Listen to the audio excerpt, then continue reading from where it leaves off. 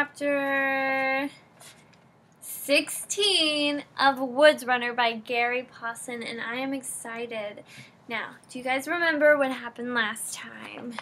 Last time, we discovered that Abner is a spy. I mean, not the kind of spy you would imagine like in James Bond or anything, but definitely the kind of spy who is helping the Americans out by getting information from the British and sending it to Philadelphia. So he knows a lot of people. He knew Micah, who had the barn in the farmhouse and fed him just the day before. Now they are on their way to New York to rescue his parents, to rescue Samuel's parents. So let's see how that works out. So let me read quickly on civilian intelligence. Civilian intelligence. Individuals in civilian spy networks carried out the most vital American intelligence operations of the Revolutionary War. Men and women whose daily lives and work brought them into proximity with the British military, such as farmers and merchants, fed important information to the American authorities throughout the war. Some patriots even posed as loyalists to infiltrate pro-British groups, collecting detailed facts about British military operations and defenses, supply lines, and battle plans. Oof. Chapter 16. There was a long, shallow hill as they came into what Samuel would have called a city, and Abner stopped the mules at the top of it, still half a mile out, and studied it. Samuel had never even imagined such a place. Houses and other buildings everywhere, built on the land next to the open water. And that water was another thing he'd never seen. "Is that?" he asked. "That water. Is that part of the ocean?" "That's the Hudson River," Abner sighed. And they'd moved toward the settlement to settlement, each one bigger than the last. Samuel and Annie had been asking, "Is this New York?" "And that's not New York either," Samuel said. "Not yet. We're in New Jersey." "Look there, across the river, through the fog. That's New York. We'll leave the wagon here and the mules and get a boat across. I know somebody who might help us." Another spy connection. Down below, on the mud flats that led out to the river, Samuel saw dozens of boats pulled up to the shoreline, some large, some small, and men waiting to row them across the river. Now and then, through the mist, he could make out what seemed to be a large city. Large, huge.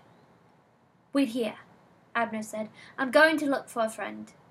Between the wagon and the river were many buildings, some with fenced-in pens full of oxen and horses and mules. Abner came back. "Very well." With him was a man who looked a lot like him, gray hair everywhere, tobacco spit down his chin, old clothes. "Matthew here's going to take us across and bring us back. We have an enterprise with each other before, and he understands the nature of our business.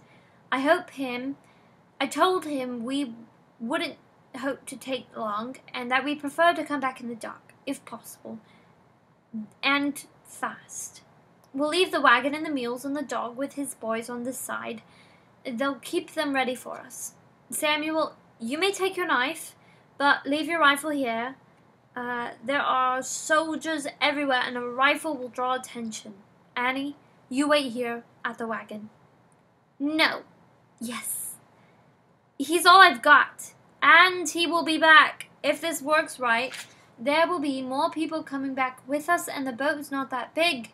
We might need the room." She looked at Samuel. "You come back." "I will." "I'm telling you, you better, or else." Samuel could see that she was crying, and he found himself choking up, but hid it. "Don't worry." He put his hand on her shoulder. The truth was that he had no idea about anything. They didn't even know for certain if his parents were over there. He looked across the river. It was late afternoon and the sun was burning the fog off. The city was huge, with buildings standing 3 and 4 stories high, and houses spread out in a grid. How could they hope to find anybody in all those buildings?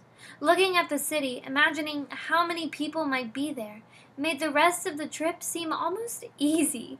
The woods, the forest, was nothing compared to this. Anyway, Matthew croaked, we must go. Darkness comes fast on the river, and we must be across when there is still light for us to see. Follow. Abner moved with him towards the boat, and after a moment's hesitation, Samuel followed.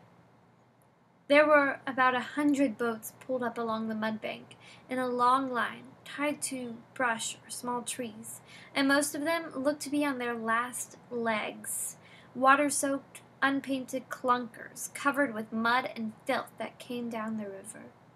Samuel was surprised, considering the fact that Matthew looked even rougher than Abner, to find that he brought us to a beautifully maintained, painted, double-ended boat about 20 feet long. There was a small cabin in the center and a short mast up over the cabin. The cabin itself could only take 2 people. Matthew said, "Get inside. What isn't seen isn't noted." He grunted as he heaved the boat out of the mud and into the slow current. Then he jumped in, pulled the sail up, the canvas surprisingly clean and well-tended, and stood to the tilter. There were no seats or benches except in the cabin, but a wooden bale bucket was in its stern. As soon as the boat was moving in the soft breeze, Matthew pulled the bucket over and sat, put a chew of tobacco in the corner of his cheek, smiled through discolored teeth at Samuel, and said, "Your ma and pa know you're coming to get 'em?" Samuel looked sharply at Abner. He must have told Matthew the whole story. Abner smiled. "We have done a mite or two of business together. I told him what we were doing. You can trust him with your life, which," he snorted, "is exactly what you're doing." Abner has a whole network, Samuel thought, to work against the British. People on farms, pigeons, and now the man with this boat. Abner was the most amazing man Samuel had ever met. "No," Samuel said. "They probably think I'm dead, killed by Indians." Matthew nodded. "A fair surprise for them, then. It's good to have surprises for your family." He tended to the sailing of the boat and didn't say another word all the way across the river. It was just as well, because with the lack of anything productive to think about, like Samuel not knowing where they were going, not being sure what to do or what he would find, or not knowing what to do if he found or didn't find his parents, his mind was taken up by the sailing. The boat must have been fairly heavy, yet it skimmed along over the water like a leaf. It wasn't so terribly fast, maybe 3 or 4 miles an hour, but it seemed graceful in some way.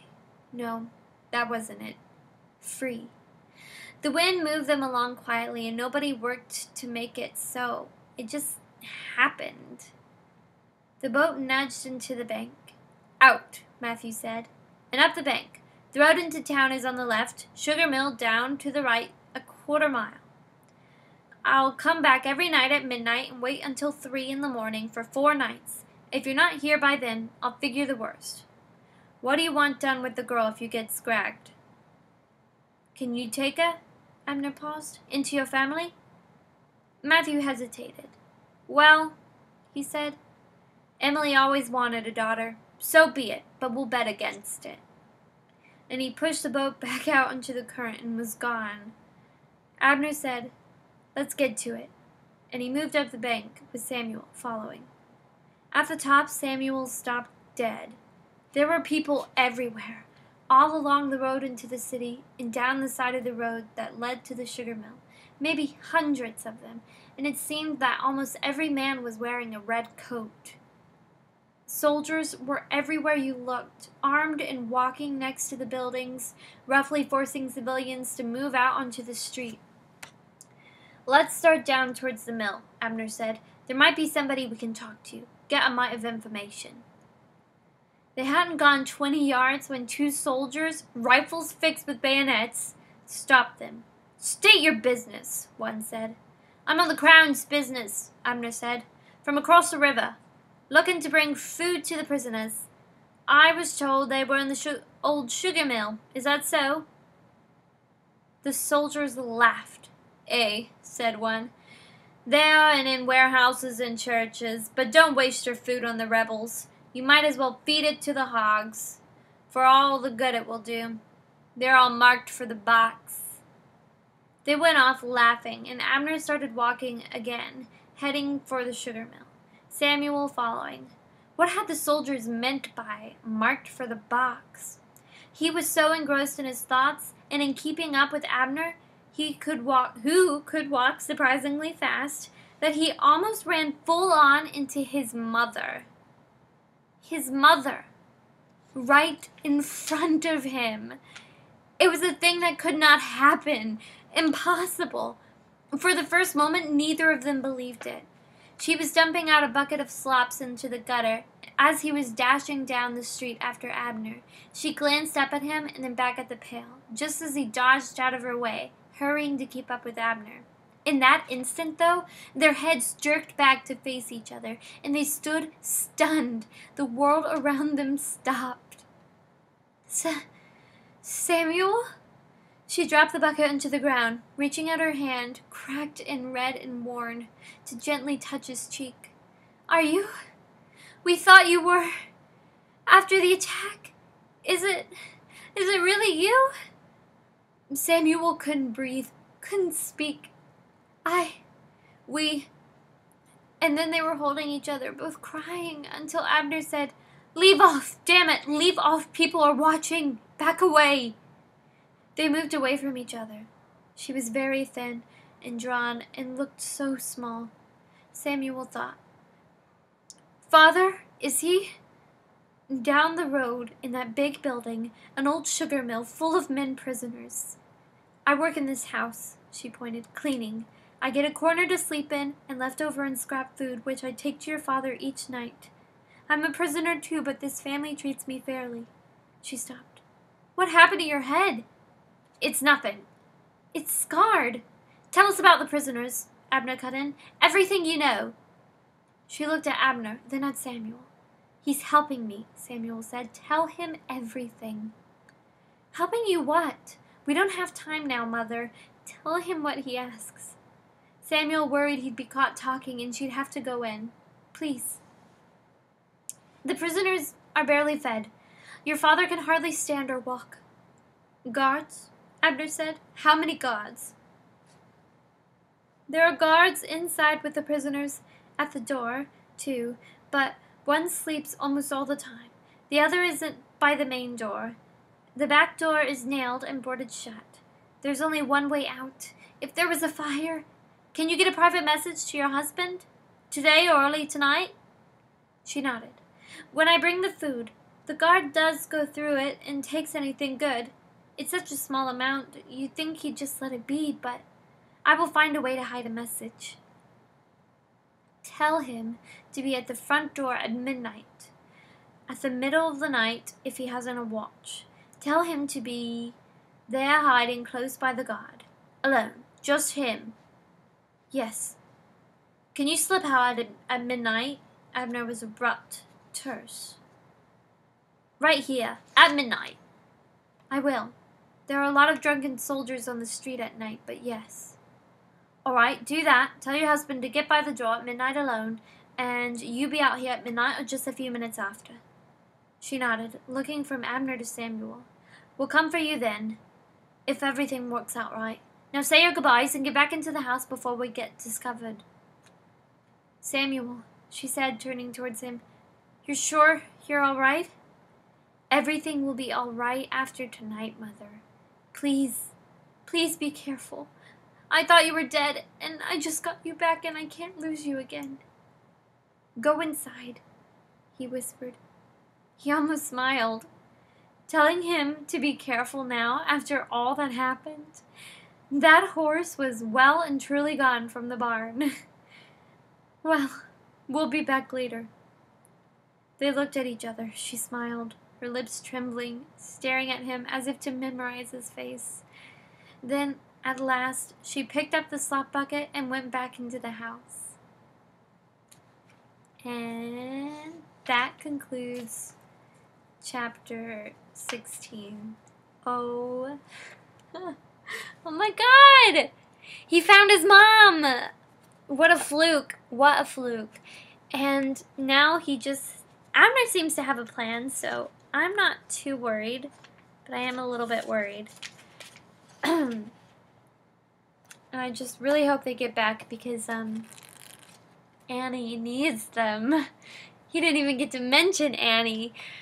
So, let's see what happens tomorrow. Don't forget to take notes. Mention Annie, mention the mother, mention the plan. Mention Abner's connections with people throughout the city. See you guys tomorrow.